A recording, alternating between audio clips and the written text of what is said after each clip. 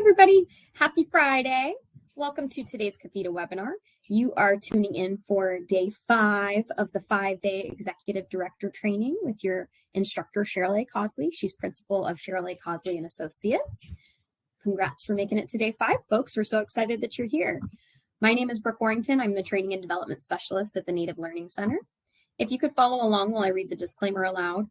This webinar provides a summary of fundamental concepts, requirements, and/or procedures within the allotted 90 minutes. The material discussed does not illustrate all possible scenarios that could be applicable.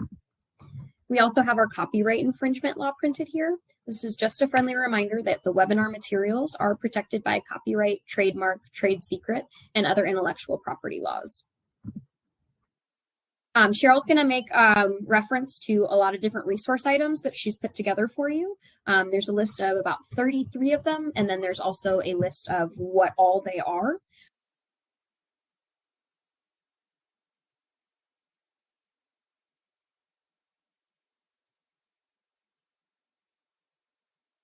Brooke, you froze up.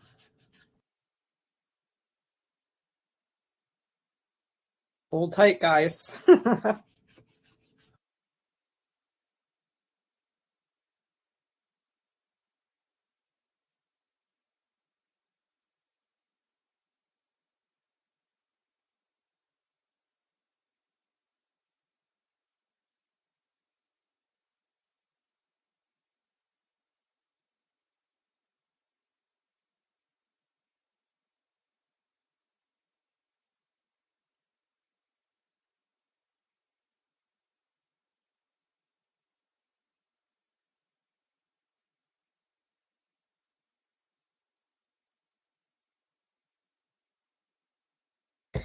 Hold on, she's trying to sign back in, guys.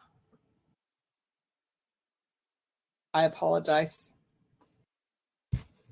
There she is, I think.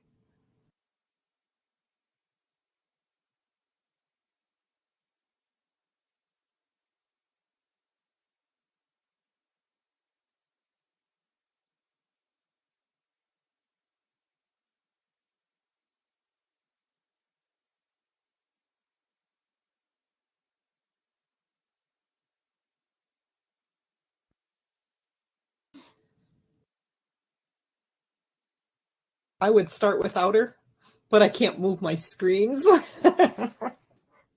She'll be back on in a second, though, I'm sure. I hope you've enjoyed this week's worth of classes, though, while we're at it. And thank you for joining us.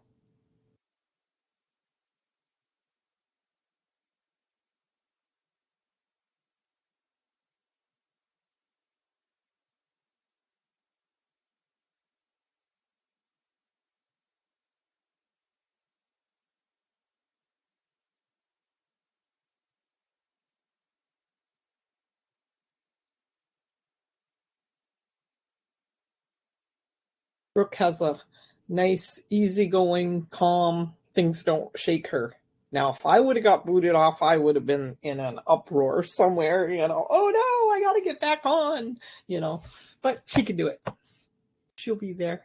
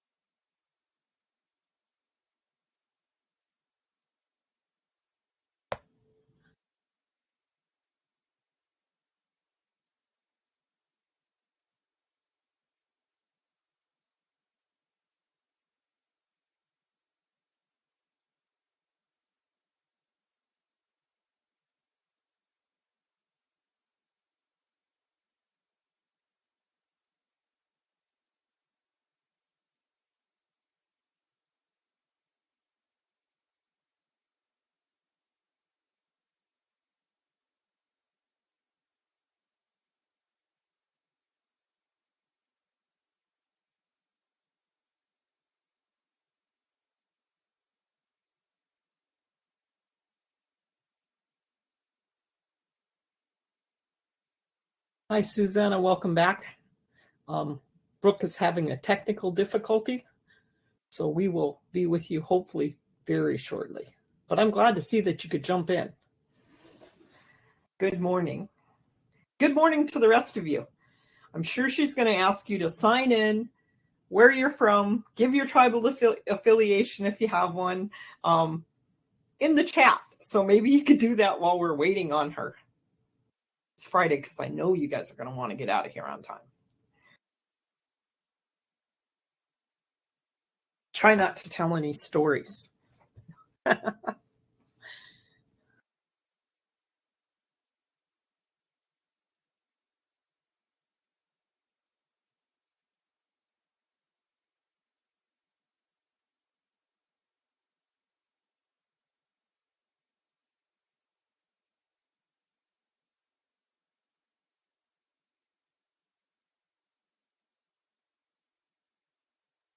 Apparently something's on fire somewhere around my house. My mother called and I said I can't talk. Then my daughter-in-law just texted me and said, apparently there's a major fire somewhere right around your house. Are you guys all right? So I wonder what I'm missing out there. So I could probably do my intro and save time, but I don't know if that's ethically right. But I know she's taping, so my name is Cheryl Cosley. I'm from the Bay Mills Indian Reservation. I started housing in 1990. I worked for my tribe, Bay Mills Indian Community, where I'm at right now. Our waters actually border Canada. And I did 28 years there. I served with the National American Indian Housing Council for 16.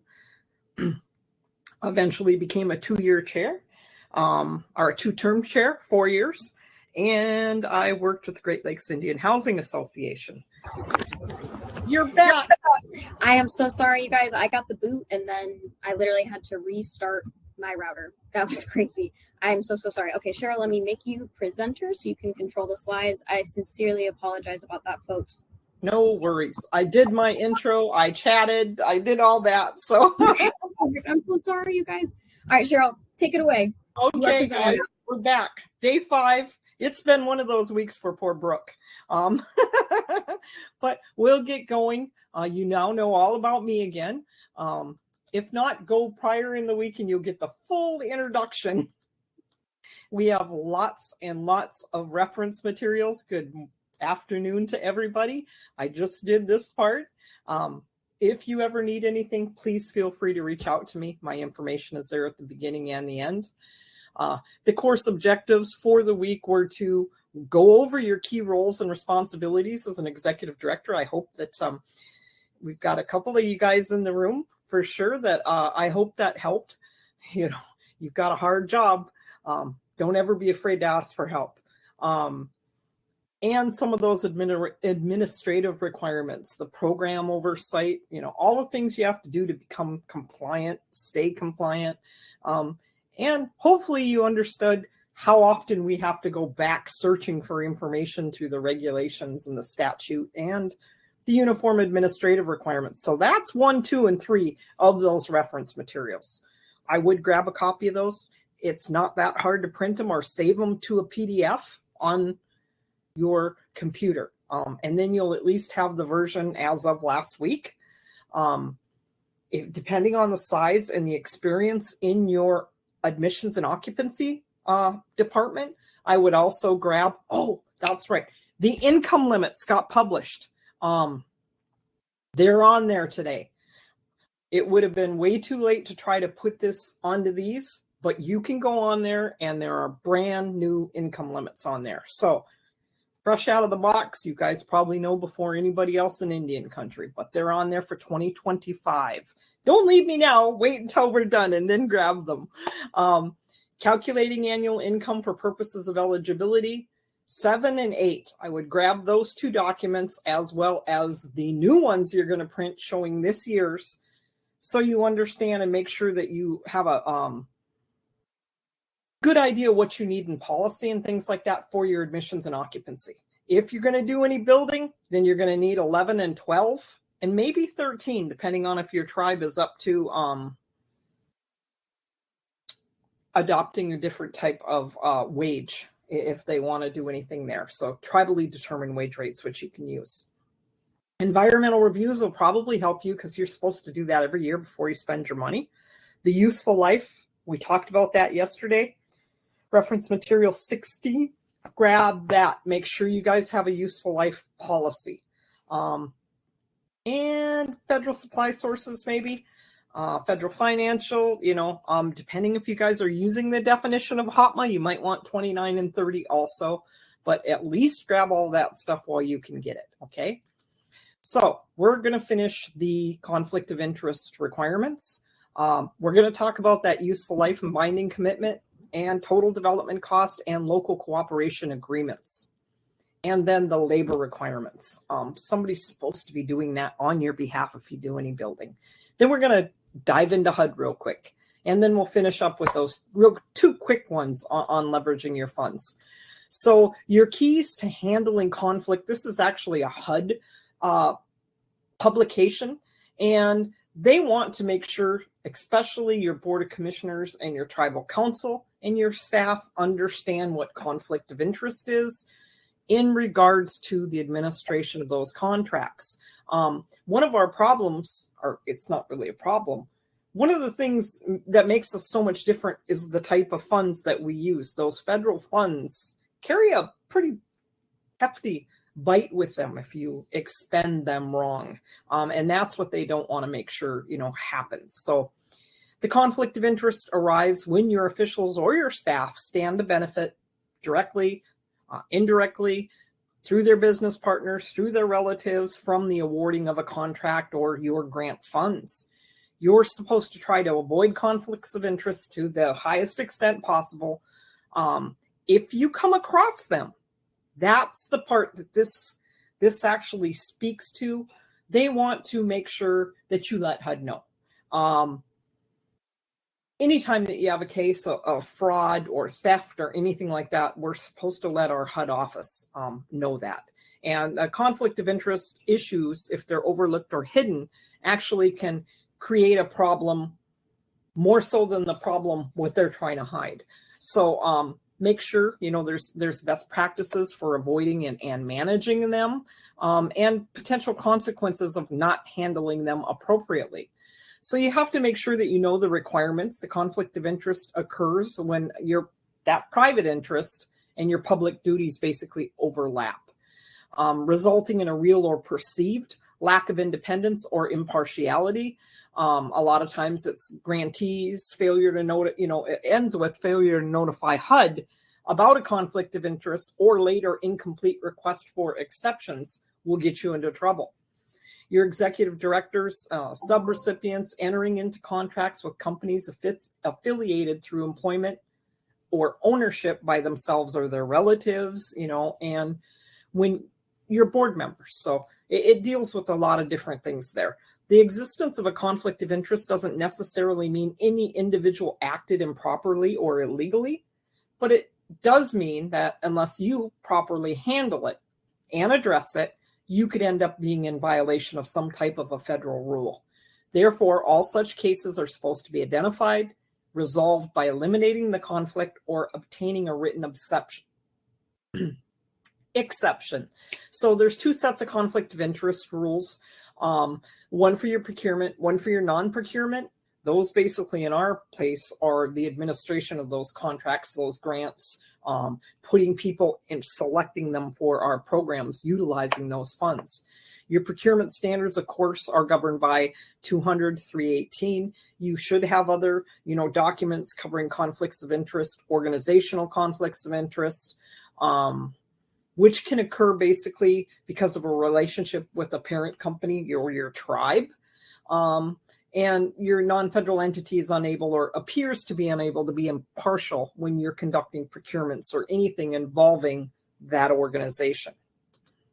So the non-procurement is found at 201.12. It requires you to establish conflict of interest policies for your federal awards, requires non-federal entities to disclose in writing any potential conflict of interest or,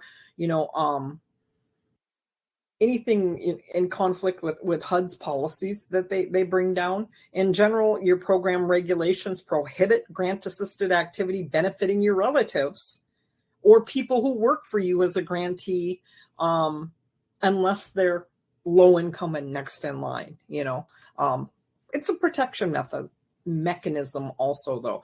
So they want you to make sure that your staff is trained. And we talked about that yesterday, making sure when you start awarding grants and things like that, your staff knows how to handle those and what they can talk about and what kind of information they can share.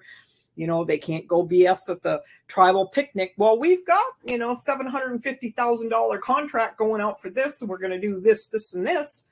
So they have something to talk about. They're not allowed to discuss it, you know, so they need to know that. You need to know what you can say. You're definitely your board of commissioners, and depending on your tribal council level of involvement, also need to be very aware of those conflict of interest things. So sometimes it's hard.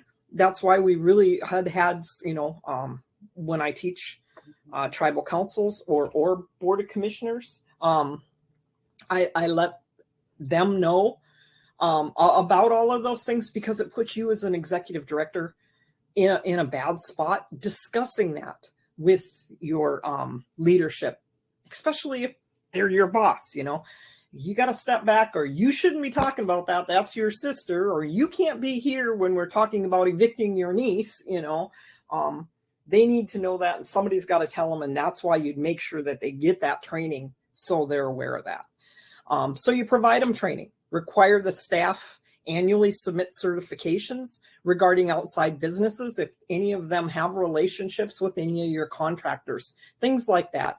They'd like you to record a certificate of attendance and follow up annually.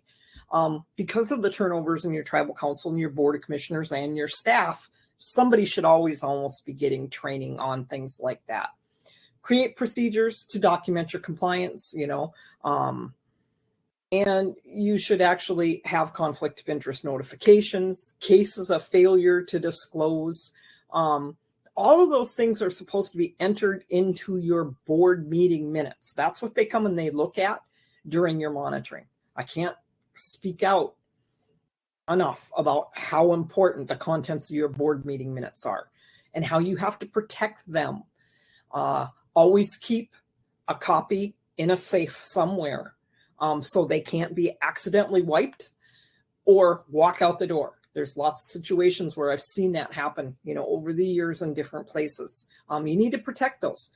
First thing HUD's going to say, or your auditors are going to say, is show me in the meeting minutes where you were directed to do that, or you were given permission to do that. So you always get that. Try to get everything in writing. When HUD tells you to do something, get it in. Can I have that in writing for my records, please?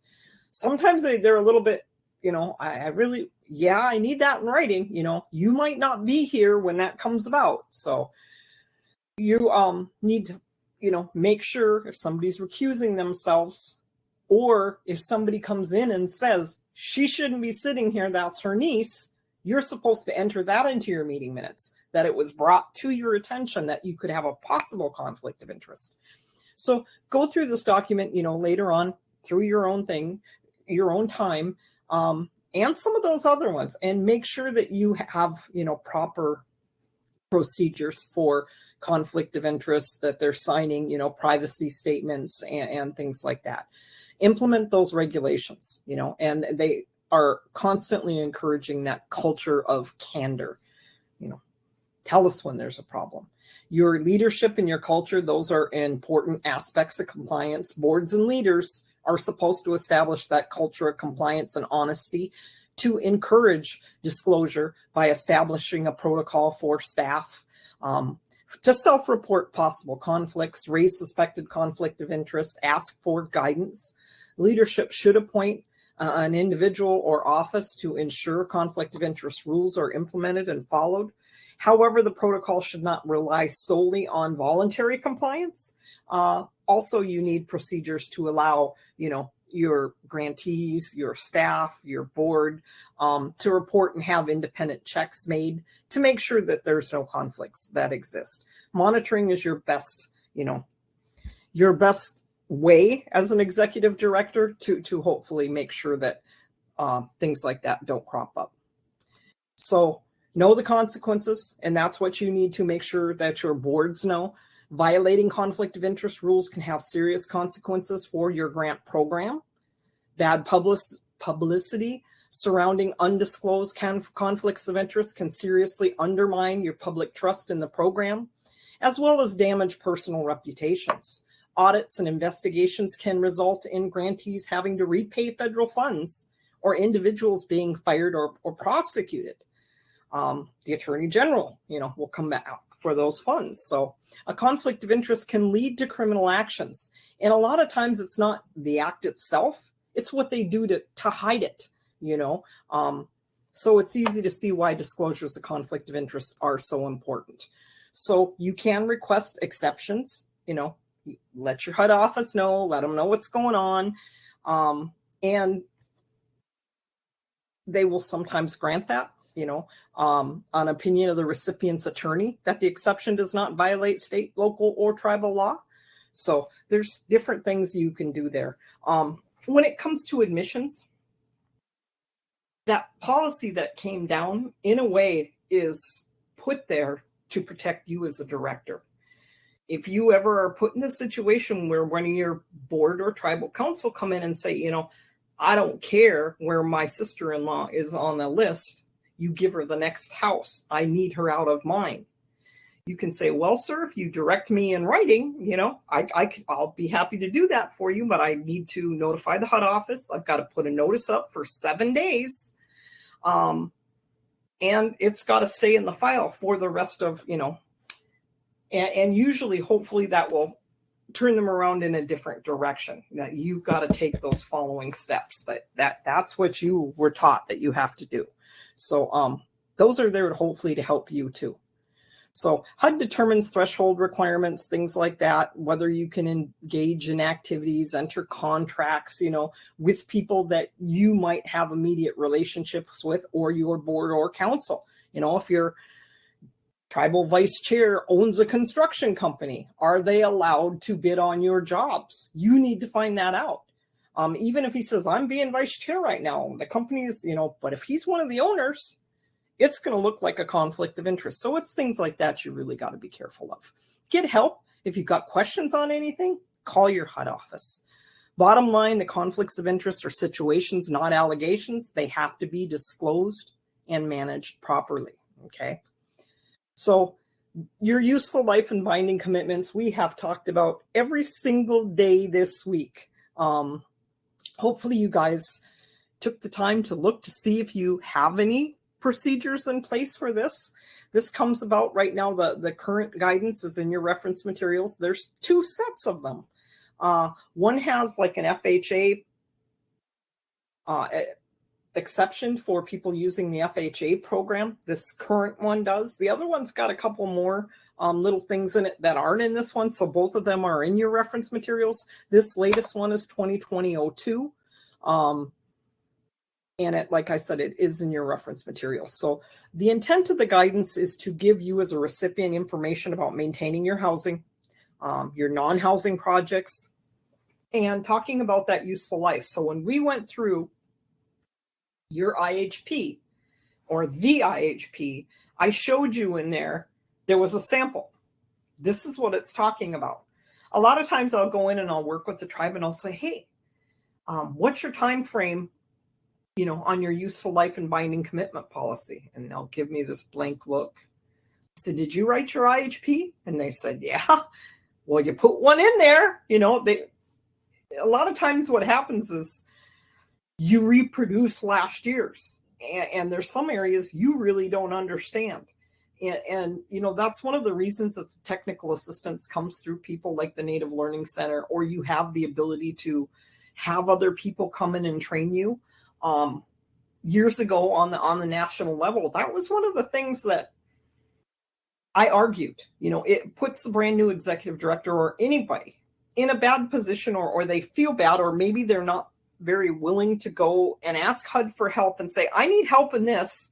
And you're basically showing them your weakness. I don't have any idea what this is, but that's the way you do it now. And you just roll it over as a subject. And then when you get your trainer or you come into NLC and you ask for help or watch one of those things, hopefully you get a better, idea about that particular subject. So that guidance is to clarify what's considered satisfactory to the secretary, what constitutes an acceptable binding commitment. And like I said, it has been updated to include an FHA loan rider should you ever utilize the FHA program. And it replaces Program Guidance 2014-09, which is also in your reference materials. So NAHASDA requires our housing to remain affordable for either the remaining useful life of the property, as determined by the Secretary, or for such other period that the Secretary determines is the longest feasible period of time, consistent with sound economics and the purposes of NAHASDA. Useful life is the time period during which an assisted property has to remain affordable. So if you ever come across that language again, and you will, as determined by the Secretary, that basically means if you put it in your IHP and they approve it, the Secretary has determined by the Secretary, that is approved. So that's where you put this document. That's where you put your 10% authority, different things like that. So when you read that as determined by the Secretary or as approved by the Secretary, it's usually referring to something that you're going to put into your IHP. So useful life is the time period during which your assisted properties are supposed to remain affordable. NAHASDA gives the Secretary the authority to determine the housing unit's useful life or other period of time which it must remain affordable. The regulation at 1142 states, to the extent required in your Indian housing plan, each recipient shall determine your determination of the useful life of your assisted housing units in its development in accordance with the local conditions of the Indian area of the recipient. By finding the IHP to be in compliance with the statute, the department would be determining the useful life to be in accordance with NAHASDA. So your statute, your regulations also require that this affordability period be secured through a binding commitment satisfactory to the Secretary. Purpose and intent is to guarantee the housing will remain affordable for its useful life. And the binding commitment under NAHASDA applies not only to the parties involved, but the property in which you assisted or that area. The purpose and the intent to requiring that binding commitment is to guarantee the housing will remain affordable for its useful life, regardless of who may have entered into that first contractual agreement or who could be in possession. So your binding commitment required cannot be satisfied solely with your contract between your parties with your tribal members. Pursuant to 1144, in order for it to be satisfactory to the HUD, a written use restriction placed on the assisted property must run with the land. Hence, a binding commitment must be recorded. So remember, we started out the first day saying they give us the money to help low-income Native Americans. Okay. The first primary objective, as stated at 201, develop, maintain, and operate affordable housing for occupancy by low-income Indian families. Every time that we spend block grant funds on a property, an investment is made for your low-income families in your community. The return on that investment is the period of continued future use during which the property will be available for use by low-income families. Period of future use is the affordability period or useful life for that property. Housing units constructed, developed, rehabbed during, using those block grant funds must establish a useful life to ensure the property will remain available to low-income families. You should create a useful life and binding commitment policy and procedure. You're going to have to make a couple of determinations, or your governing body will. The affordability period, time versus money. Useful life is the time period during which an assisted property has to remain affordable.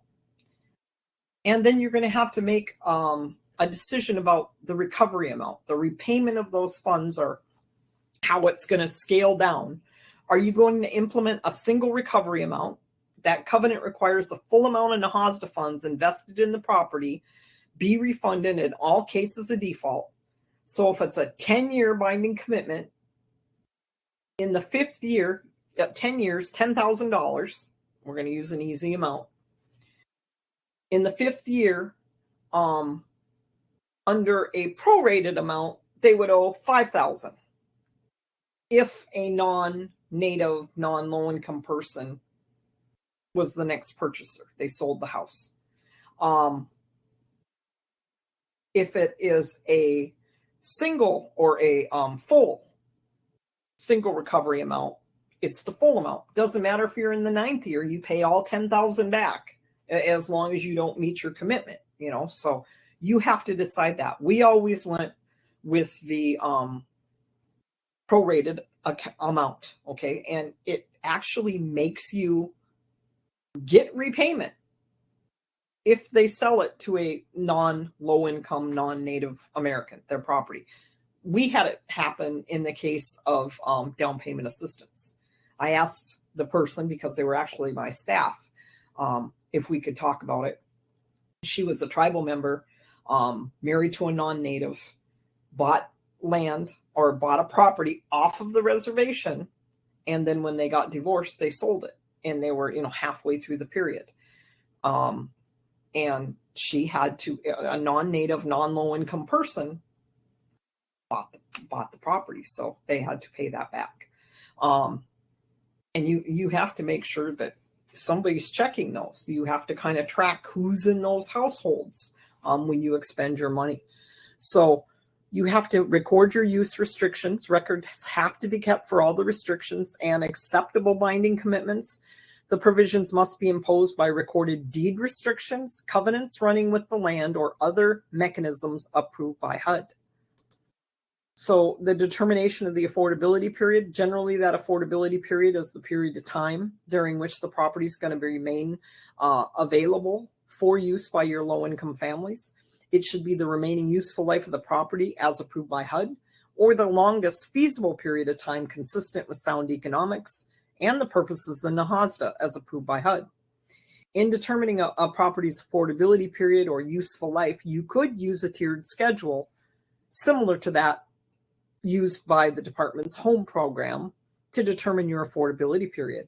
It would specify the number of years during which the housing has to remain affordable, dependent upon the amount of the block grant funds being invested in the property per occurrence. For example, and this is the one that was in the IHP that I showed you, that I have seen in almost every place that I have ever went. That's the one they use. I have seen up in Alaska, though, they surprised me.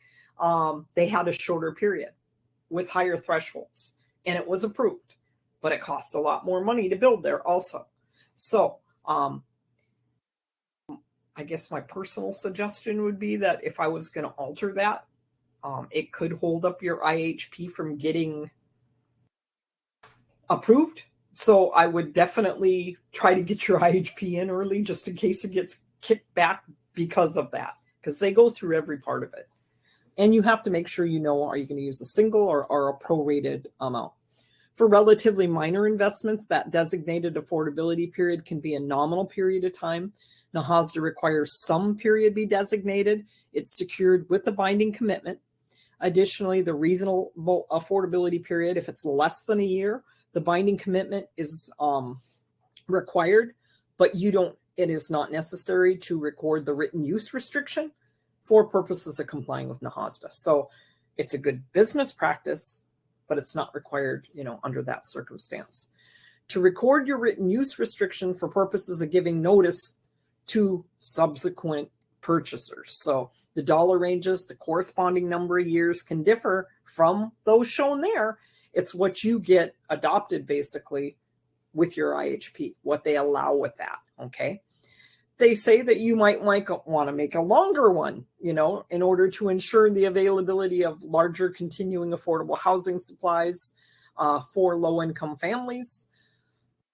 But you would also have to track it for a longer period of time. So if you choose to use some other method of assigning your affordability period, your IHP needs to describe how that method provides for an affordability period with appropriate consideration given to your unique local conditions in setting a useful life. When you do that, they don't want you, it has to be very specific. not a range of 30 to 40 years or a general statement. The number of years should be without that ambiguous qualification about approximate, if properly maintained or planned, expected, estimated. They also want that designated affordability period in no way should be contingent upon the continuation of your block grant funding. So reporting that useful life, a description in your recipient's plan or system for determining the useful life of the housing assist must be provided in your IHP. Record of your current specific useful life for your housing units assisted should be maintained in the recipient files and available for review, and they'll look at it. And the types and properties and assistance covered. This does not apply to the mutual help homes built with 1937 Act funds. Now, if you mimicked that program and you utilize NAHASDA funds and there's no subsidy that comes with them, it would apply.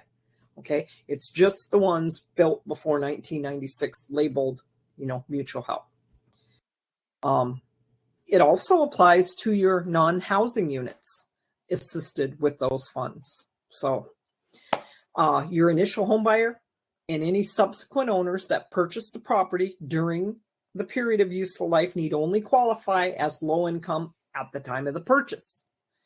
In other words, if your initial owner seeks to sell the property while it still has a remaining useful life, let's say it's a 10-year period and they're 8 years in, the new buyer must also qualify as an eligible family at the time of his or her purchase. Okay, unless it's a transfer, and this is a little bit different than the language that we're used to for, let's say that old mutual help program, to a family member, which, was common, but it also says a household member. Could be a household member that's not related, but so a family member or household member, they're not subject to a binding commitment for the remaining useful life of the property. So if a homeowner unit has been transferred to a family member or a household member, then the written use restriction would not terminate, although it will not apply. Okay. So any subsequent transfer after that point, let's say they give it to your son and your son's over income. Well, that doesn't matter because he was already part of that household. But if he turns around and there's still time on that because you're supposed to be tracking it till it's done, that next person, that subsequent transfer by the family member or household member to a third party who is not another household member or family member is subject to that remaining useful life or affordability period under that recorded binding commitment. Should the home be sold during its useful life period to a new purchaser that does not qualify as a family member or a household member or an eligible family, and funds are not repaid to your program in accordance with your useful life, the secretary will take appropriate action against you as the block grant recipient in accordance with Section 401 of NAHASDA, which means you're going to have to pay it back with non-NAHASDA funds, okay? So, housing units, low-income owner occupants of privately owned housing that receive funded assistance, whether in the form of a loan or a grant, for moderate or substantial rehab, need only be low income at the time you provide the assistance. However, there should be a binding commitment accompanying the assistance that guarantees the appropriate useful life or affordability period, provides for remedies for breach of such useful life provision upon transfer of ownership during the assigned useful life. The useful life binding commitment requirements apply to all housing units assisted with block grant funds, including units developed through Title VI loan guarantee program. What if they use it to do something else? So model activities and non-housing, your useful life provisions apply to all model activities and non-housing projects constructed, developed, acquired with block grant funds to ensure the remaining useful life of the property will be maintained for affordable housing activities. Non-housing projects including community centers and model activities established to provide affordable housing activities. They don't want you building a big maintenance barn and turning it into a bingo hall. Okay, that'll stop that. Got to run that whole useful life. Record of use restrictions. Records have to be kept for all use restrictions. There's a sample record use restriction form in the guidance that can be used by you as a recipient to record both NAHASDA and other affordability or use restrictions. Restrictions can vary both in how they are imposed, and model reporting form is designed to be that registry of all your various use restrictions placed on your recipient properties.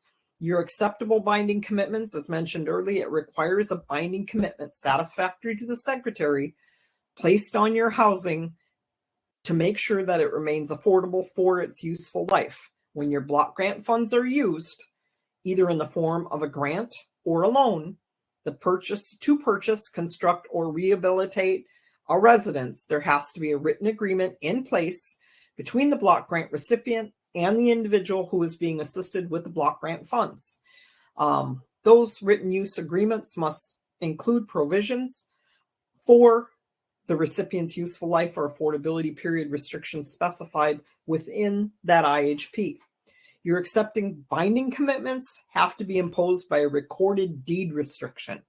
Covenants running with your land, other mechanisms approved by HUD, except that useful life restriction can terminate upon foreclosure by a lender or transfer in lieu of a foreclosure, as long as it is not for the purposes of avoiding that low income affordability restriction. Your written use agreement may contain a schedule outlining a payback of that decreasing balance of assistance or percentage equity over the useful life of the affordability period that would have to be reimbursed to your program if that occupant does not meet those eligibility requirements. Number of ways to place both NAHASDA and other affordability use restrictions on assisted properties. There's 6 samples attached in that guidance. 2 for fee land, 2 for trust, 1 for model activities, 1 for non-housing projects, non-housing projects, model activities. The other one is for that FHA insured loan.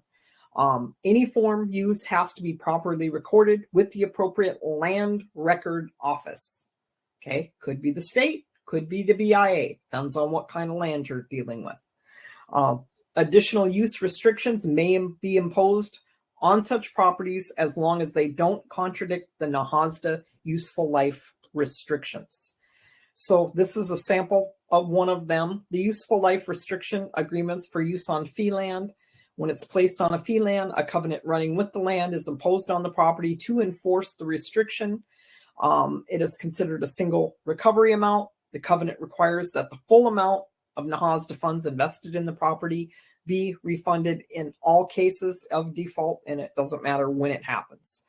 The second one that goes with that is Indian housing on fee land with a prorated amount. The covenant requires the amount of the NAHASDA funds invested in the property be prorated over the life of the restriction. In the event of a default, only the current prorated amount must be refunded. Then you have all of the other ones, you know, the different trust land, fee land, FHA loan rider, and then the model one. This is what the basic document that they suggest you use: the unit or the number of the property, the unit address and location, the type of land, land status, the unit type, who the current owner is, what was the date you assisted them, what type of assistance, how much assistance did they receive, what is the funding source requiring the restriction, NAHASDA, use restriction document, length of the restriction, start date and end date. And then you just keep it going. Hopefully they'll stay there the whole term of the amount. Additional policy language. This is language, sample language. So your housing department retains the right to place a lien on any property assisted with NAHASDA funding subject to useful life requirements to secure the housing department's interest in a conditional grant. The participant shall execute any document which is necessary to perfect such lien, shall ensure that all persons who possess an interest in the subject property timely execute any documents which are necessary to perfect the lien. The housing department tribe shall provide the participant with notice of any such lien in accordance with your applicable law. If the property assisted with funding is trust land, the lien shall be recorded at the Bureau of Indian Affairs Land Titles and Records Office with jurisdiction over the tribe. If such property is fee land, the lien shall be recorded with the appropriate county register of deeds. The tribe, in its discretion, also may record a lien involving trust land with the appropriate county register of deeds. The lien shall remain in effect on the property until the conditional grant is satisfied in full by either forgiveness or repayment. Upon satisfaction of a conditional grant, the housing department shall release the lien. Upon the death of the participant, now this part here is a decision of your governing body if they want to do this. This particular example, the tribe, if the participant who signed the lien passes away, they don't require the repayment. So upon the death of the participant, the decedent's estate shall not be required to repay the conditional grant, and the lien shall be released provided the decedent was compliant with the terms of the applicable housing program at the time of death. Now that part is totally your, if you wanted to use language like that. Okay, clear title. Housing funds shall not be spent on acquisition, construction, rehab of any parcel of land that does not have clear title. Prior to any such expenditure, a title search shall be conducted to confirm the title is clear in regard to the land being assisted with your housing funds. Very good idea to put into your policy, okay? Tax compliance. This is another one that, especially if you're brand new, we're not allowed to pay this type of tax with NAHASDA funds. And it could be confusing, especially if you came around just in the last couple of years, because some of the COVID funds allowed that. And that is a strict contradiction with the use of NAHASDA funds. We're not allowed to do that. That's why we have to do payment in lieu of taxes, those pilot agreements. You've got reference material. As you know, if you build off of reservation properties out, you know, you have to have an agreement with the township or wherever, you know, you're placing your properties to provide fire, ambulance, different water, those services, because they're not allowed to pay taxes. You're not allowed to pay taxes with that money. So housing funds shall neither be spent on the acquisition, construction, or rehab of any home or parcel of land delinquent or facing delinquency in tax payments, nor be used to pay the taxes of any participant in any situation whatsoever. The requirement shall commence at the time housing funds are first spent and shall continue the entire time in which the housing department has a financial interest in a home or parcel of land as applicable. Okay. You could also, at that point, insert your insurance language because they almost go hand in hand. Both thresholds seem to, you know, roll right around $5,000. It's the same thing. If you're giving them $5,000 worth of rehab, your insurance requirements kick in. Okay, so when you do your building, we have something in place called the total development cost. We have to build within those required thresholds that they put into place. You can read about those at 1,156. There is also that document in your reference materials. Affordable housing developed, acquired, assisted under our programs have to be of moderate design, subject to limitations on cost and design standards. Those limits are published periodically. They establish the maximum amount of funds from all sources. So it doesn't matter if the tribe kicks in extra money. They have to stay under that threshold. That an IHPG recipient used to develop, acquire, or rehabilitate affordable housing. The recipient must complete a comparison of the cost of developing and acquiring the the affordable housing in the limits provided by the TDC and may not, without prior HUD approval, exceed the TDC maximum cost for that project. The tribe or TDHE is responsible for ensuring the amount of funds from all sources used to construct each unit does not exceed that TDC limit. You have to maintain records showing the housing was developed in accordance with those limits, compliance with other applicable NAHASDA requirements, units that improperly exceed TDC without appropriate HUD approval will not be deemed to be affordable housing, and all funds expended on such units will be disallowed. They also would not allow you to continue to service them, your time, those hours. So you got to be careful there. So this is the local cooperation agreement, blah, blah, blah, that I was referring to about the pilots. So it's reference material 24 if you're not building on reservation properties. So the land that a tribe that we, here, your tribe has sovereign civil jurisdiction over the land. The tribe, the TDHE, can limit the assistance to our Indian families and, provide those tribal preferences. If your IHBG funds and other funds are mixed, you're going to become subject to non-discrimination requirements used for affordable housing projects. So a pilot, a payment in lieu of taxes agreement, may be involved for housing developed off reservation or on non-trust land. You can read about that from 240 to 246, and the program guidance is in, reference material 24. It's called local cooperation agreements.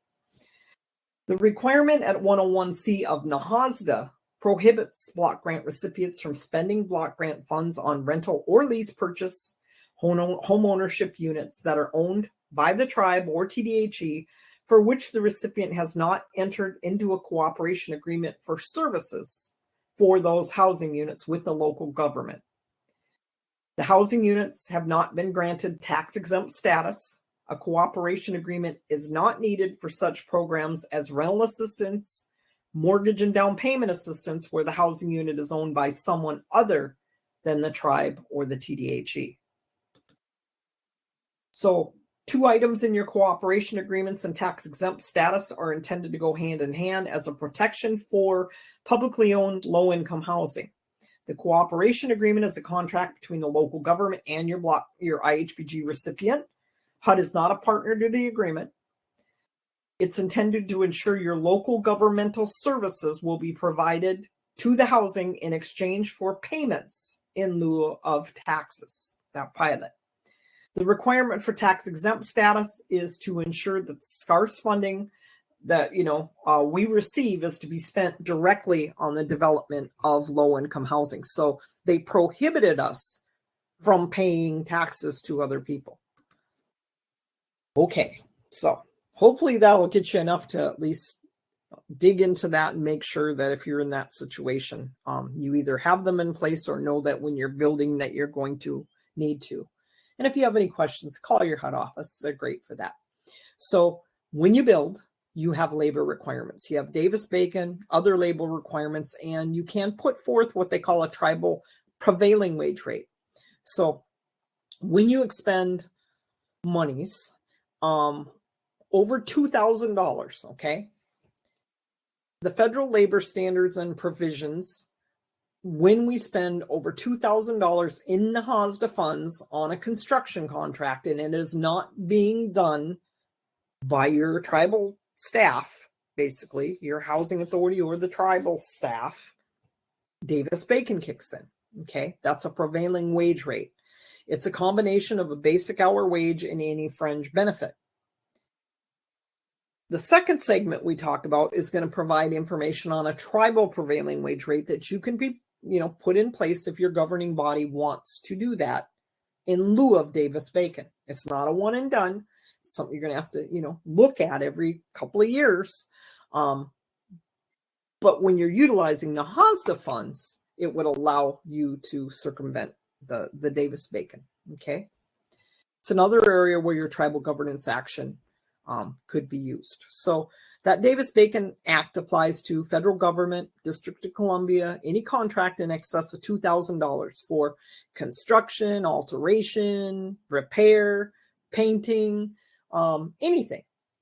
It affects the truck drivers, the flaggers, the dirt movers, the drywallers, the masons, the carpenters, the laborers, all of them, okay?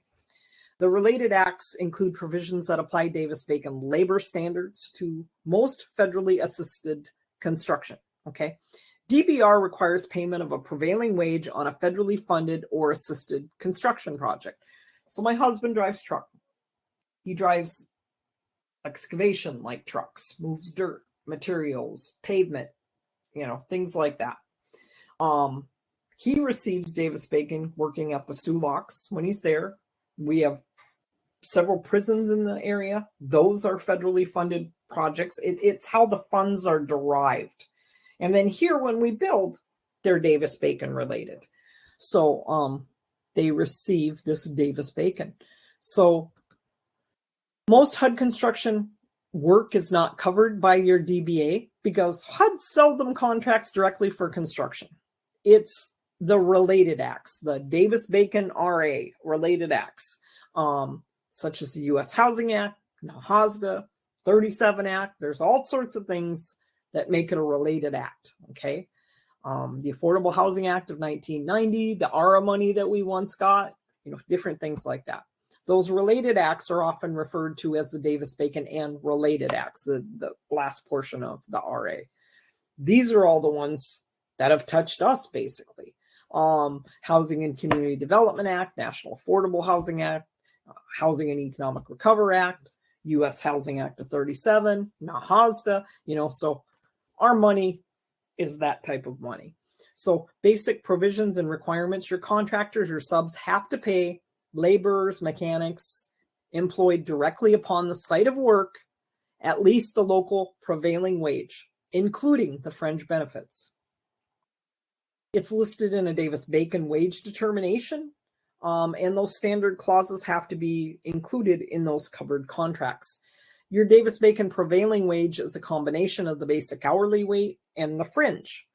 Your contractor's obligation is to pay at least the prevailing wage listed in the contract. Wage determination can also be met by paying your labor, mechanics, the applicable prevailing wage entirely as a cash wage or a combination of the cash and the fringe. Prevailing wages, including fringe benefits, have to be paid for all hours worked on the site of work. So you learn more and more about it the more you do. Like your truck drivers, they're only get paid when they roll through basically the gates of where your construction is at. And the whole time they're here, if they're on the ground the whole time waiting to dump their load, they're getting paid the whole time. Once they get off and they go to their pit, they don't get it. There was arguments, years ago about your flaggers and things like that. And we'll discuss that because they did make decisions on that. So the term labor mechanic includes those who, it's basically everybody but a pencil pusher, okay?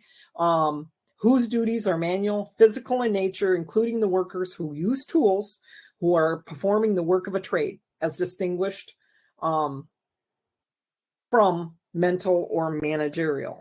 So laborer, mechanic, they include your apprentices, your helpers, in the case of contracts subject to the Contract Work Hours and Safety Standards Act, watch persons, guards. It does not apply to workers whose duties are primarily administrative, executive, clerical, rather than manual laborers. Okay, so this is a worker's pocket guide to give you more information. That's an active QR to help you get that information. Your apprentices, your trainees can be employed at less than the rates listed in your contract wage determination only when they're an apprenticeship program registered with the Department of Labor. Now, that is a very important part because you will have some point a contractor that'll say, I don't have to pay him Davis-Bacon, he's an apprentice. Then you have to take the step to see he's an apprentice through whom. It has to be a program registered and recognized by the Department of Labor. And if it's not, he's got to pay him that fee. They don't like it. You have to give them fair warning right at the beginning of the bidding process that you have to pay Davis-Bacon wages. They're going to up the amount of your bill. You know, in a lot of cases, if they've been working there for a number of years, they're receiving the same amount, if not more, than what they would receive at Davis-Bacon. But this makes sure everybody is paid at least, you know, that wage rate. Your contractors, your subcontractors are also required to pay them weekly. You have to have weekly certified payrolls. So, you know, when you get into this and you're new, your architect and your engineer are going to take care of a lot of these steps for you. But you're supposed to have somebody within your housing entity that also does some of this. One of the reasons for that is if your car, you know, 90% of the time, your contractor, or not your contractor, your architect, your engineer, they're going to have a meeting. They're going to send a letter. It's going to be on this day, and they know when they're going to be on site. They know when they could be conducting these investigations, you know, these, you know, doing you're supposed to go out in the field and basically, and I used to tell them, you tell them there's going to be a woman with long brown hair that's going to come out, and you need to tell her what you do and how much you get paid an hour. And if you do multiple jobs, you need to tell her that also. And you have to tell her, you know, so they would have to tell those guys that I would come out and I would do those wage interviews. You have to do that to make sure that they are getting that amount of money. There's also other mechanisms they put in place to make sure that these guys aren't, you know, getting taken advantage of. So those contractors and subcontractors are required to pay them weekly, submit those certified payroll records to your contracting agency, to you, to your architect, whomever. They have to post those wage determinations, those posters and things like that, where it can be easily seen by those workers. This is an example of what that says.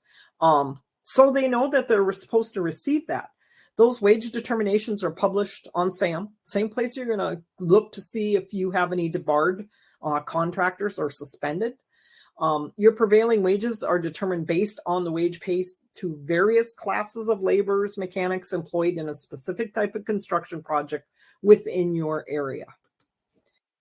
Your final rule, okay, so this is the rule they made on your flaggers and your traffic control, clarifies locations that are adjacent or virtually adjacent to the construction site at which a worker performs activities. If you got a flagger, they're directing vehicle or, you know, traffic, they are going to or should be receiving Davis-Bacon wage rates, basically. They used to say they're not on site, I don't have to pay them that. Well, yes, you do. And that is the finding that says you do. So the standards are applicable to NAHASDA programs. You can adopt a prevailing wage rate in lieu of Davis-Bacon, and we'll talk about that in a little bit. Prevailing wage rates as determined by the Department of Labor have to be paid laborers, mechanics, all construction, all rehab. You're supposed to pay Davis-Bacon on any contract over $2,000. Okay, that's a lot. That's almost everything you do because everything is so costly, unless it's your guys doing it or the tribe. It prevents contractors from bidding below an area's prevailing wage. Okay. That's on sam.gov. You're going to need, you know, your identifier and all of that information. This is where you're going to go. You're going to click on it to get the wage determinations right here, and it'll give you, you know, your county, Chippewa County, or wherever you sit. And you can pull them down. Your architect engineer will definitely know what to do there. But that's one of the things you'll also tell them. We're subject to Indian preference. We're subject to Davis-Bacon. With those laws come other laws, okay? The Copeland Anti-Kickback Act, it prohibits contractors from inducing an employee to give up any part of their compensation unfairly because of the fact that they're now receiving Davis-Bacon, okay? Contractors on projects subject to DBRA labor standards may also be subject to additional prevailing wages. You know, I call it Shishwa. It's the overtime work pay requirements under the Fair Labor Standards Act. Basically, if you work over 40 hours, you get time and a half, you know. Contracts, agreements under NAHASDA are subject to Davis-Bacon. When NAHASDA assistance is only used to assist homebuyers to acquire single-family housing, okay, you're going to have somebody build a house. The people building the house are only subject to paying the Davis-Bacon if you have a written agreement to provide NAHASDA assistance to help them buy that housing. If it's, you know, that's how the law reads, basically. If you have one in place saying that you're going to give them down payment assistance before you build the house, it's subject to Davis-Bacon. Prime contracts not in excess of $2,000 are exempt from those requirements. Undetermined wage rates. Mandates, contracts, agreements for assistance, sale, lease under NAHASDA require a prevailing wage determined or adopted subsequent to a determination under your applicable state, tribal, or local law. HUD, by HUD shall be paid to maintenance laborers, mechanics employed in the operation, architects, technical and engineers, draftsmen, technicians employed in the development of affordable housing. So your Contract Work Hours and Safety Standards Act is if the contract exceeds $100,000 and Davis-Bacon rates apply. Those overtime provisions of the Contract Work Hours and Safety Standards Act also apply. The requirement for volunteers, exemptions for the use of volunteers on projects subject to Davis-Bacon and HUD determined wage rates are applicable. So the way NAHASDA reads, okay, paragraphs A through D through this section shall not apply to any contract or agreement for assistance, sale, or lease pursuant to NAHASDA, or to any contract for construction, development, operations, maintenance thereunder, if such a contract or agreement for assistance, sale, or lease is otherwise covered by one or more laws or regulations adopted by an Indian tribe that requires the payment of not less than a prevailing wage as determined by the Indian tribe. So that's the next section. That is the way that you circumvent paying Davis-Bacon, but you still have to have, you know, everything that it outlines within the following little bit. So paragraphs A through D shall not apply to work performed directly by tribal or TDHE employees under a contract or agreement for assistance, sale, or lease covered by one or such laws, regulations adopted by a tribe. That's the provision that allows your workers to do it, or the tribes, okay? But otherwise, you got to pay Davis-Bacon. Other laws, you know, the Fair Labor Standards compliance, things like that, those also cited in the section apply. Homebuyer assistant, it applies only if you have a prior agreement to use NAHASDA to build newly, you know, that newly constructed units. It applies to rental, non-maintenance activities, does not apply when it is less than $2,000.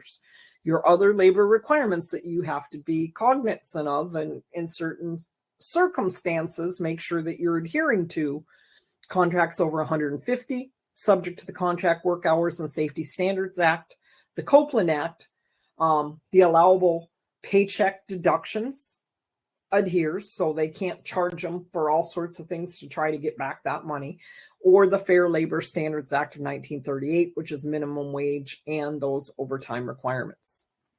So Contract Work Hours and Safety Standards Act, it's by the Wage and Hour Division. It applies to contractors, subcontractors, certain contracts with the federal government. When it exceeds $150,000, those contracts include those entered to, you know, by the federal government,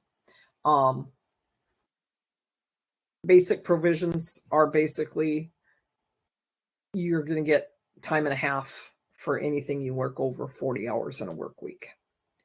Your Copeland Act, that anti-kickback provision pertaining to payroll deductions, the submission of weekly payroll reports, the methods by which contractors and subcontractors have to pay their employees, apply to contracts in excess, just like the Davis-Bacon, in excess of that $2,000, okay? And then the Copeland Act. The Copeland Act prohibit contractors and subcontractors for performing work on covered contracts in any way inducing an employee to give up part of their compensation in which they are entitled.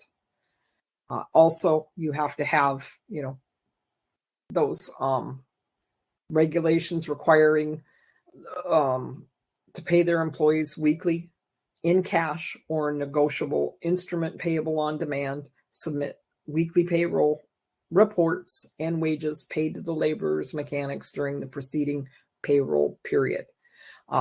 You have to list all the payroll deductions that they find, you know, that are permissible under the Department of Labor. And those deductions require consent, and DOL prohibits any other type of payroll deduction. And then the Fair Labor Standards Act, that's the one that, you know, everybody, and definitely your payroll people are, you know, should have good knowledge of.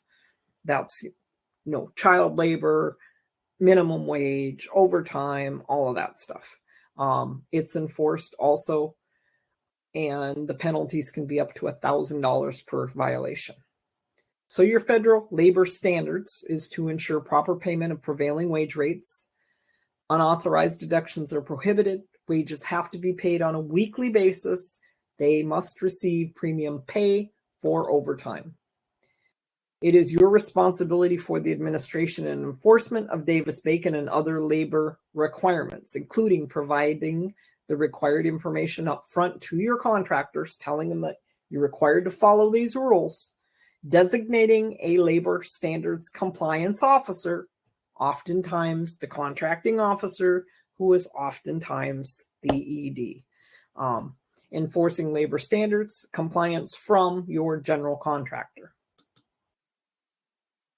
So you have to designate appropriate staff for enforcement, ensure your bid documents, your contracts, your subcontracts contain federal labor provisions, applicable wage decisions, conduct your contractor wage inquiries, review that certified payroll, confirm any discrepancies through interviews, submit enforcement reports, and maintain that documentation. If you do not want to conform with Davis-Bacon and your governing body would like to utilize a different method, you can use tribal prevailing wage rates, okay? But it's only good on NAHASDA projects. They can't do it on anything that they build from that point forward. The guidance is in your reference materials 13, requires a prevailing wage determined by the Secretary of Labor be applied to NAHASDA projects unless you would like to use the tribally determined wage rate. Those are all the guidance documents that we went through. Tribes still are required to comply with Davis-Bacon for any other program, or if those NAHASDA dollars are mixed with other covered programs. NAHASDA alone is what permits the use of a tribally determined wage rate. Shall not apply to any contract or agreement for assistance, sale, or lease pursuant to the Act if the contract agreement is otherwise covered by one or more laws or regulations adopted by the tribe. So that allows the use of that. You have to pass a tribal law or regulation to apply your tribally determined wage rate, requiring the payment of not less than a prevailing wage as determined by the tribe.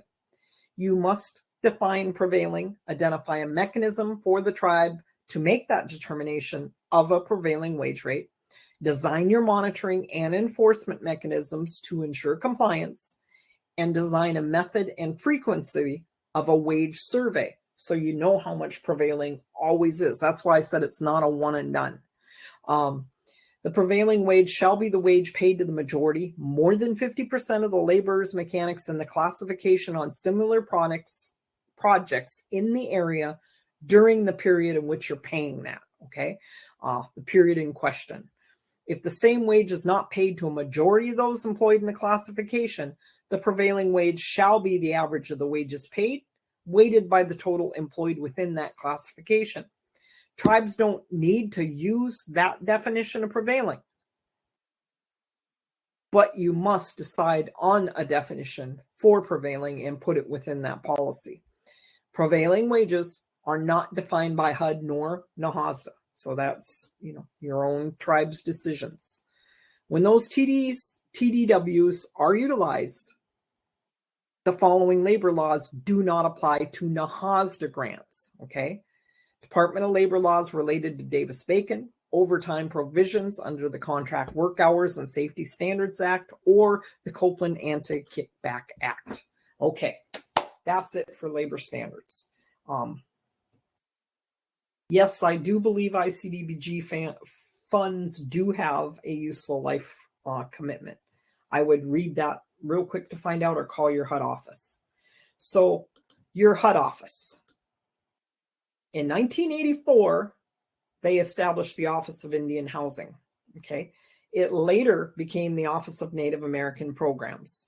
They are committed to creating and improving housing economic opportunities for Native American, Alaska Natives, Native Hawaiians.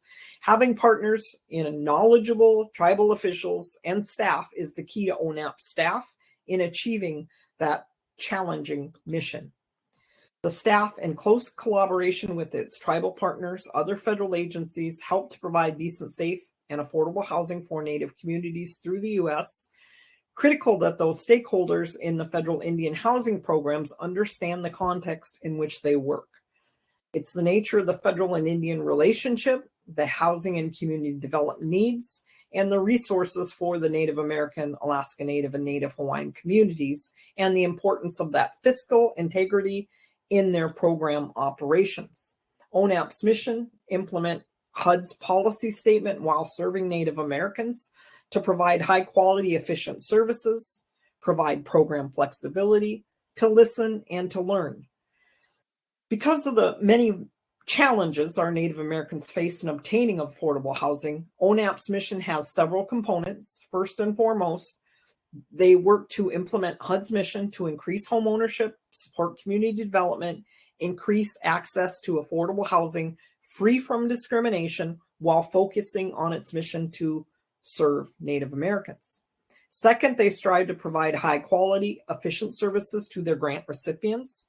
Through Congress' enactment of NAHASDA, ONAP has streamlined the process for delivering housing assistance to Native Americans by providing tribes with more responsibility and flexibility in how those funds are used.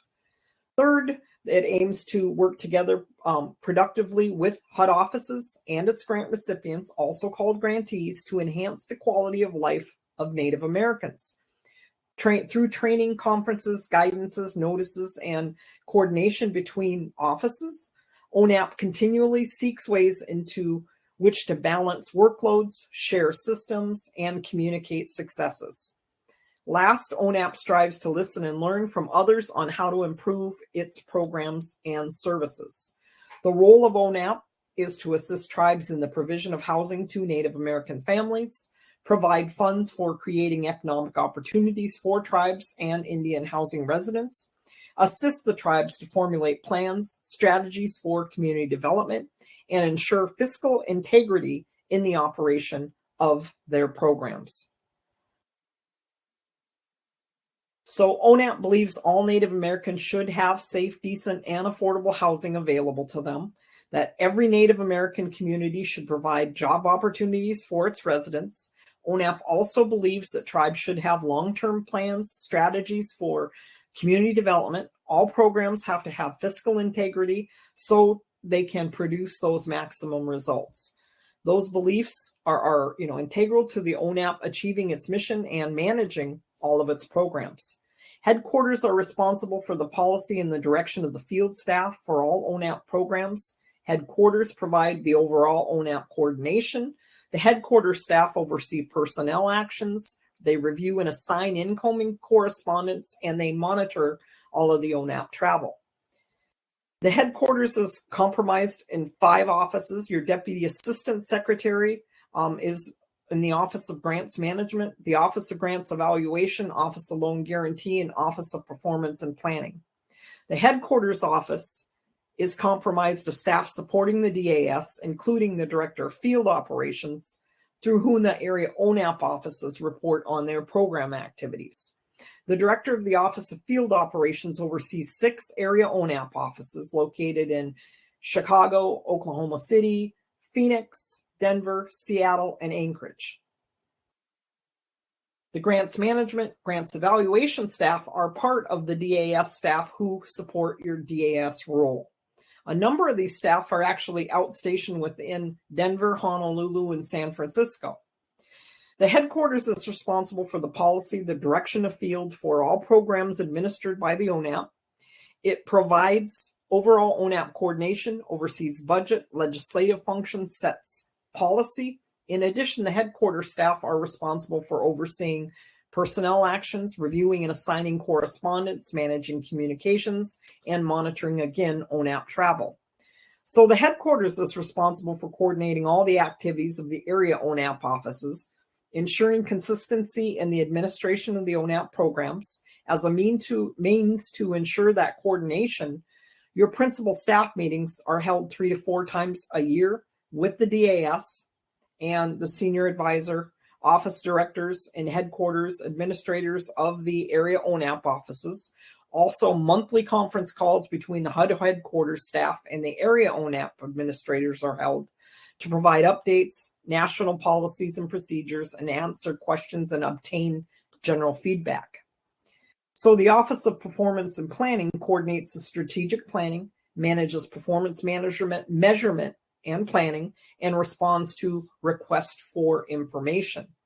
It's a coordinated strategic planning, performance measurement, reporting, and the office works with all the ONAP managers and the staff to formulate performance goals, measure the effects of programs within ONAP, and responds to requests for information from entities such as the Office of the Inspector General, the Office of the Chief Financial Officer, and the Office of Management and Budget, and members of Congress. We have an Office of Loan Guarantee. It's responsible for the Section 184 and Title VI program, tribal eligibility, loan owner underwriting, monitoring of program compliance, program training and marketing, and the staff serves as a liaison between the lenders, the government agencies, and your tribal members. Your Office of Loan Guarantee Division is responsible for overseeing the 184 and Title VI. The 184 Loan Guarantee Program provides access to private financing for Native Americans and Alaska Natives. Under the program, HUD guarantees loans made by private lenders to individuals, families, tribes, TDHEs for construction, acquisition, rehab of single-family homes within Indian country. The Title VI Loan Guarantee Program provides HUD loan guarantees made by private lenders to recipients of Indian housing block grants to finance eligible, affordable housing activities. The Loan Guarantee Director is responsible for the supervision and management of Section 184 and Title VI. They supervise a team of loan guarantee specialists who perform functions related to that loan application, processing, approval, issuances of the guarantees, monitoring of the financial institutions, program and the program implementation. Loan specialists also are responsible for the management of the funding competitions and tribal and financial community involvement and the contract administration. Those staff responsibilities include the review of your tribal eligibility, land status issues, case number assignment, loan processing, underwriting, issuance of those guarantee certificates. The staff also monitor the loan programs for loan performance and program compliance. Staff are also responsible for providing program training to grantees, as well as marketing the program and providing training to current and potential borrowers and lenders. In addition, the staff serve as a liaison between the lenders, the government agencies, the tribal members, and other entities that are integral to supplying credit to our Native American communities.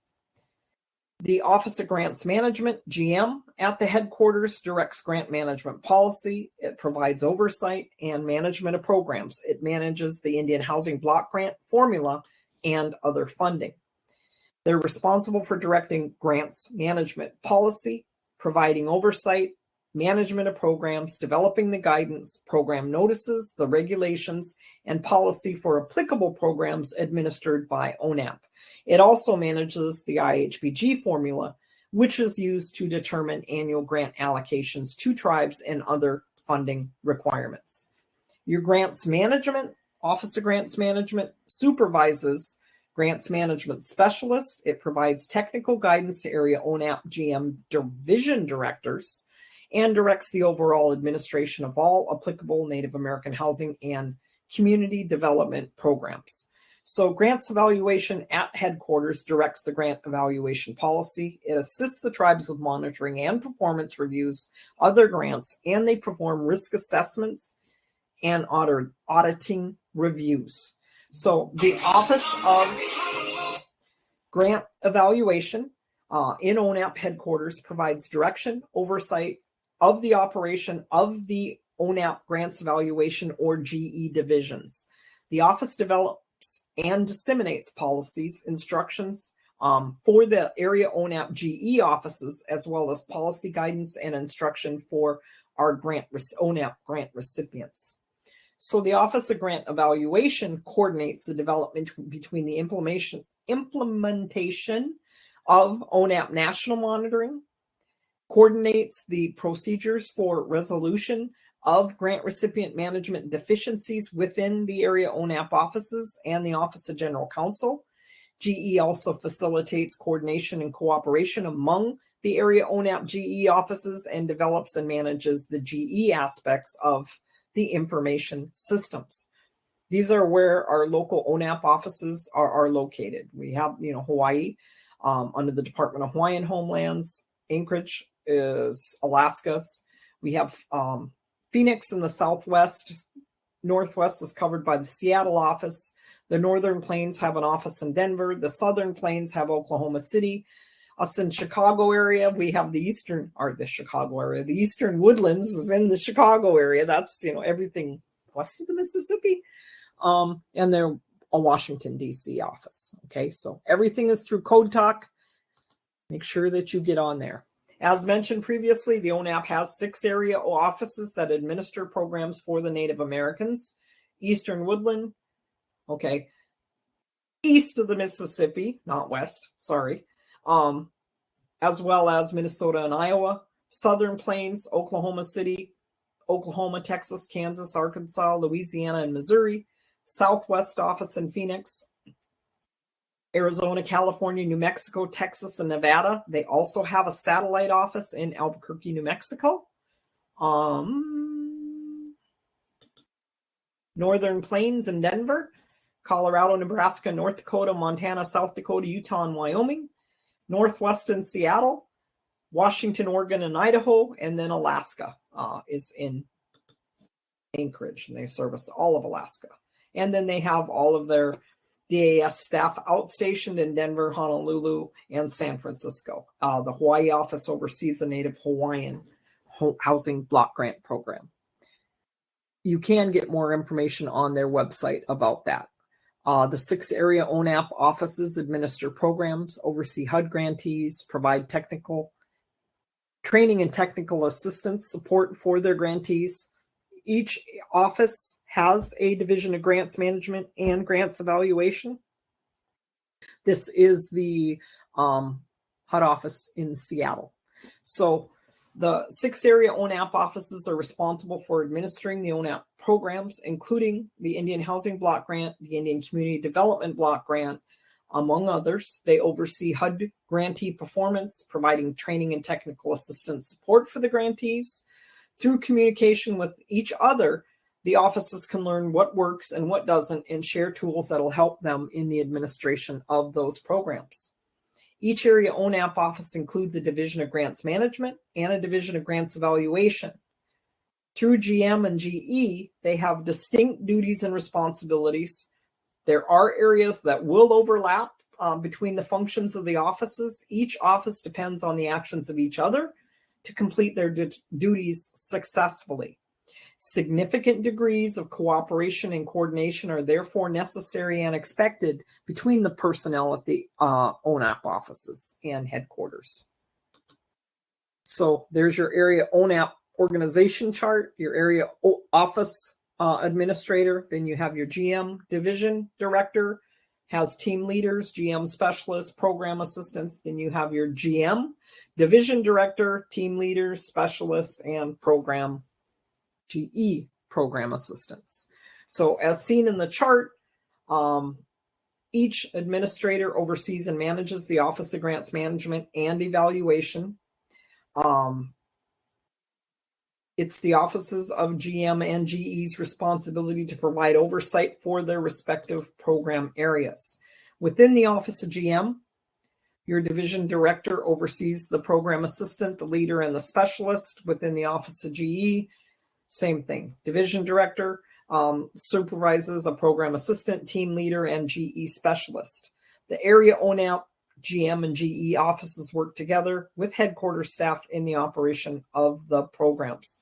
So your GM division manages your Indian Housing Block Grant Program. It also manages the ICDBG program. It provides the training and technical assistance, manages additional grant programs such as the ROS program. That's the Resident Opportunity and Self-Sufficiency Program, and Youth Build. In each area ONAP Grants Management Division staff have responsibilities in their functional areas. The GM division manages the block grant program, which includes reviewing your Indian housing plan to ensure they comply with the requirements, providing feedback to the tribes on items that need to be revised. GM also provides oversight, technical assistance to tribes as needed on the program and activities being undertaken with your program funds. They administer the Indian Community Development Block Grant, including single purpose grants and imminent threat. There's also a new guidance out for imminent threat. They raised the threshold on that if you're interested. Read more about that at Code Talk. So the GM staff review grant applications, notify tribes of awards, provide oversight, technical assistance, and they provide assistance for imminent threat grants, which is based on emergency need. The GM division provides ongoing training, technical assistance to grantees on program-related issues such as eligible activities. It includes or assists grantees in resolving problems and addressing issues. The GM division also manages the Resident Opportunity and Self-Sufficiency, Rural Housing, Economic Development, and Youth Build grant programs. The GE division oversees the block grant annual performance report and the ICDBG annual status and evaluation report, the ACER process.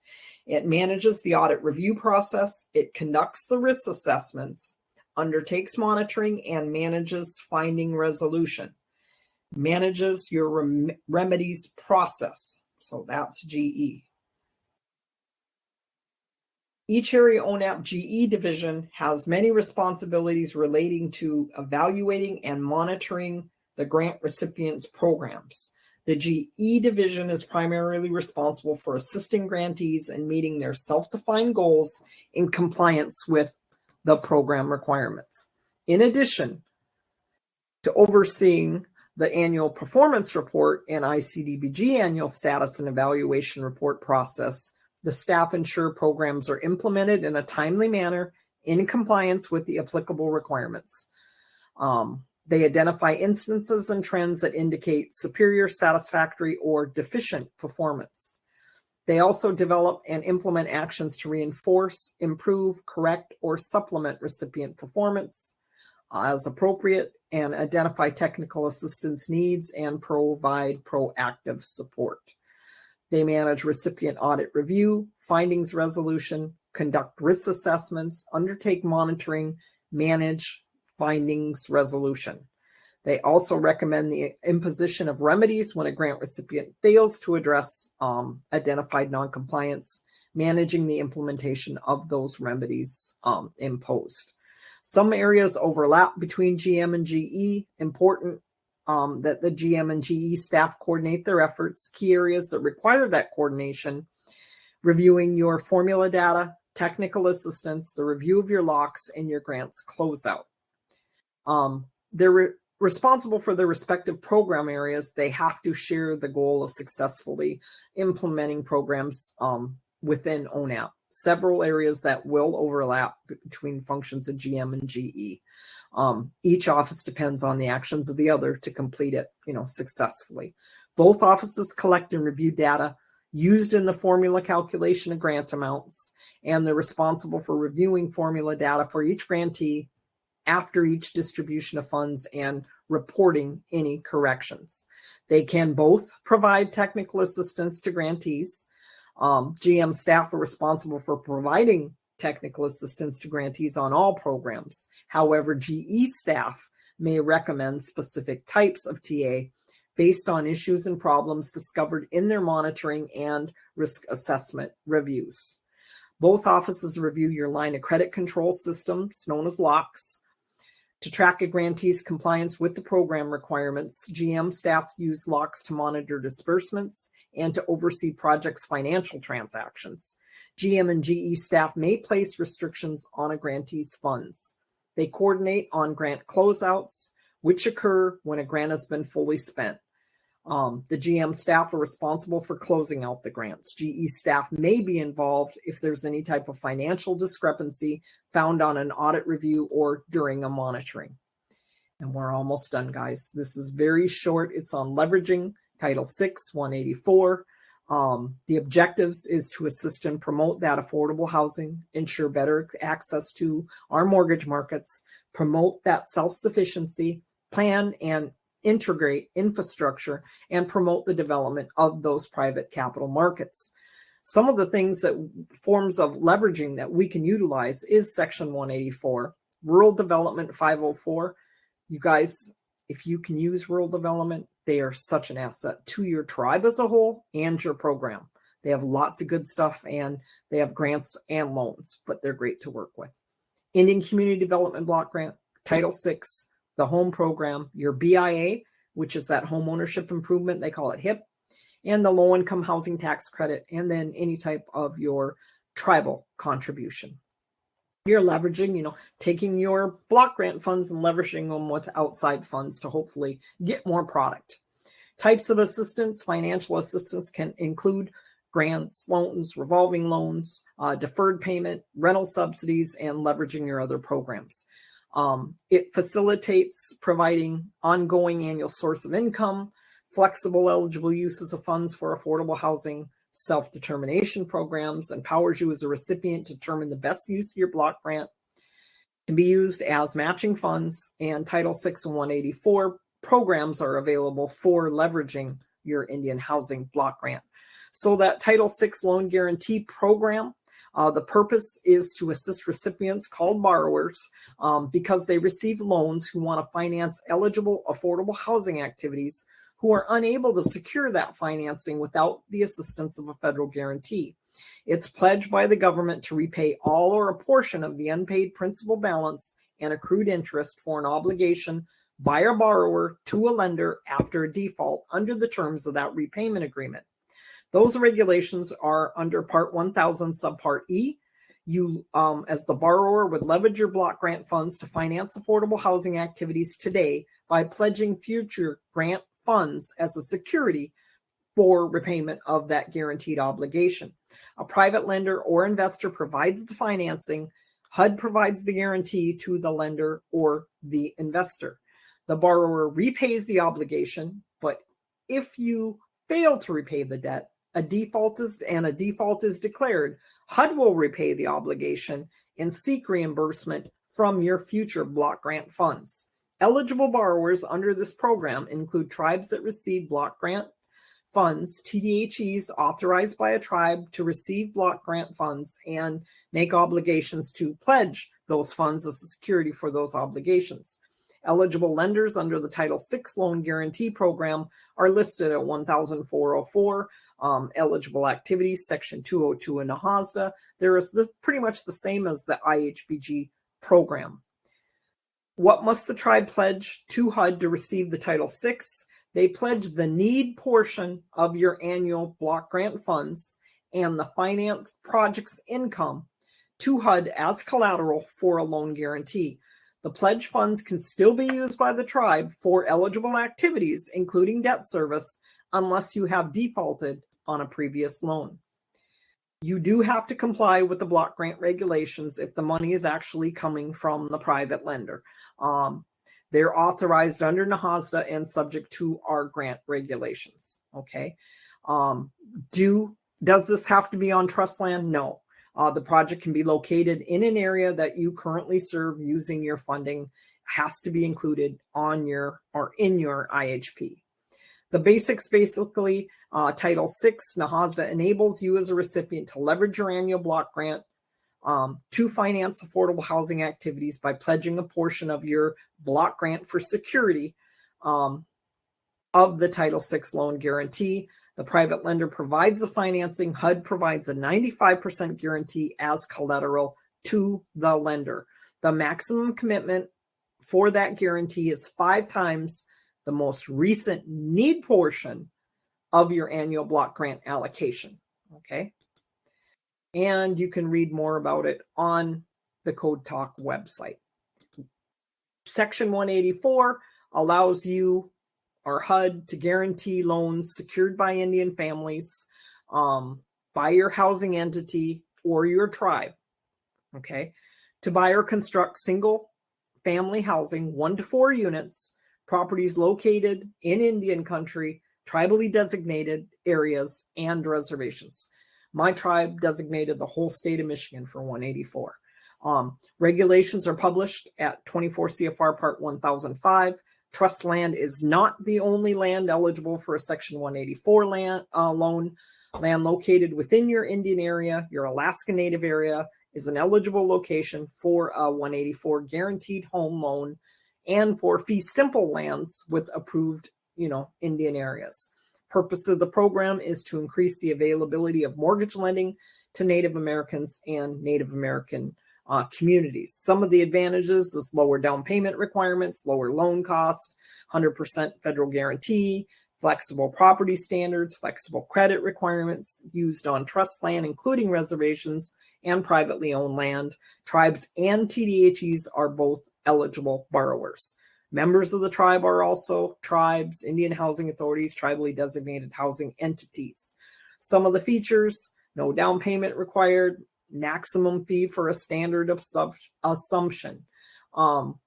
It's authorized under the Housing and Community Development Act. It's not restricted to NAHASDA recipients. It's not restricted by your income, and it is not tied to your administrative requirements. They can be used for housing structures consisting of 1 to 4 units and the associated site improvements. Tribes can get multiple loans, one for each structure, must meet with construction and safety standards. You can build home ownership, you can build rental. You can purchase existing homes, construct a new home, rehabilitate a home, purchase and rehabilitate a home, and refinance a home. Low down payments, low interest rates, manual underwriting. It utilizes a hands-on approach to underwriting approval opposed to automatic decision-making tools. And there's a growing national network of approved lenders. Includes national companies, local banks, also been trained in the unique circumstances of Native American homeownership. The Section 184 upfront loan guarantee fee and annual mortgage insurance. It's a one-time 1.5 upfront guarantee. Paid at closing, can be financed into the loan. In addition, loans has a loan to value of 78% or greater will be subject to an annual 0.25% mortgage insurance premium. This might have changed in the last, everything's going up and down right now. Protection from predatory lending. The program monitors fees approved lenders can charge our Native borrowers. Section 184 loans cannot be used for an adjustable rate mortgage. And there is a lot of knowledgeable staff that understand the unique circumstances associated with lending on Native lands. Work with borrowers to achieve home ownership, to avoid default and foreclosure. So there is also some recent letters there for you. And contact your Office of Native American Programs. You can request training and technical assistance. You can get help at your regional housing associations. If you guys need help with anything, go to any of these places. Remember, it's there for you. Everybody wants you to succeed. That is the end of your 5 days. I hope you guys enjoyed it and learned something.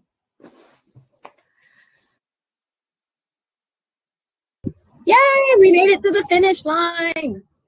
All of you are so amazing, especially you, Cheryl. Just such incredible information. The way you're able to go through all of it, because I know it's so much, folks. So whenever there's something you need to kind of refer back to, if you need to check out a recording, anything like that, come back to the learning platform and go in that courses section. All the recordings are housed there, all the PDFs of slides, as well as the amazing reference items that she put together for you. Everything can be found in that courses section under the Executive Director Training. I have put the webinar feedback survey, just a final one for you for day 5. Remember, they do change every day. So I really appreciate your time doing that. It takes 3 minutes tops, lets us know what's working, what we can fix. There's a place for you to help us out with future webinar topics that you would want to see explored. We do share the feedback with our instructors, so it helps everybody involved. We just want to keep improving for you. We hope you can join us for our next webinar. That'll be next week. That's on Foundation and Grants Fundraising Overview. That'll be presented by Diane Leonard, who's the president of D.H. Leonard Consulting and Grant Writing Services. Since y'all are now on the platform, you don't have to register for that webinar. You'll just log in at the time that it's happening, and you'll see that green banner just like you've done this week to join the Executive Director Training. You can check out this as well as our other recorded webinars on our YouTube channel under the Catheta Webinar Archive. And we encourage you to check out our upcoming training events. We post about them on Facebook, Instagram, LinkedIn, and Twitter. And we have a podcast that we do in-house, the Hopathanga Native American podcast. But that is all we have for you folks. We hope you have a fantastic rest of your day. Enjoy the rest of your Friday. Have a fantastic weekend. You as well, Cheryl. And I'm going to go ahead and bid everybody adieu. I'm going to turn off the recording. Bye, guys.